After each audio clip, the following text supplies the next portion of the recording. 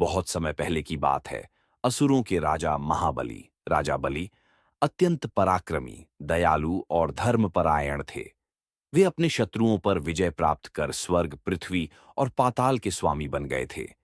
उनकी दानशीलता और प्रजाहितकारी नीतियों के कारण देवता भी उनसे भयभीत हो गए। देवताओं के राजा इंद्र और अन्य देवताओं ने भगवान विष्णु से प्रार्थना की कि वे राजा बलि के बढ़ते प्रभाव को रोकें। भगवान विष्णु ने उनकी रक्षा के लिए वामन अवतार लिया, एक छोटे से ब्राह्मण बालक के रूप में। राजा बलि एक बहुत बड़े यज्ञ का आयोजन कर रहे थे, जिसमें वे सभी को इच्छित दान देने को तत्पर थे।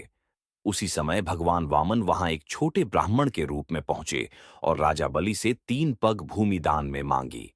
राजा बलि उनकी विनम्रता देखकर प्रसन्न हुए और वचन दे दिया।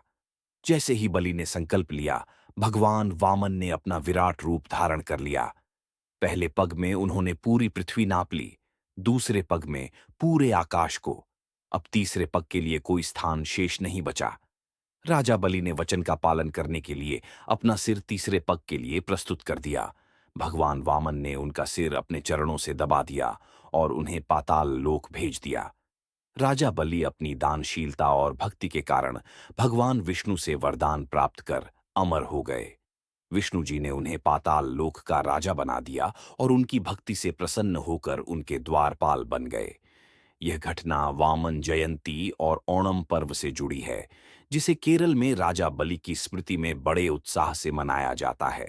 अगर आप मेरे जैसे कट्टर सनातनी हैं, तो चैनल को लाइक, शेयर और सब्सक्राइब करना न भूलें।